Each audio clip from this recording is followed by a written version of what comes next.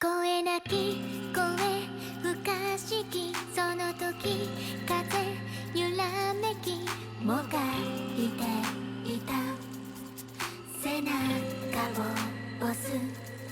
越えたい壁グラビティ、その時羽きらめきもうカフカは次元変換トランスフォーミー。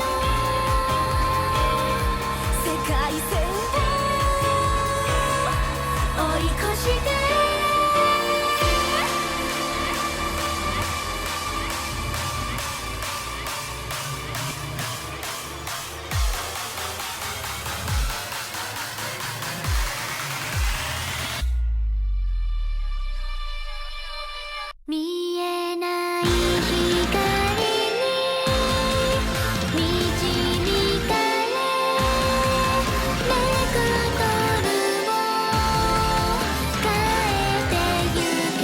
果てない瞬間、命ごとレベル上げてまっすぐに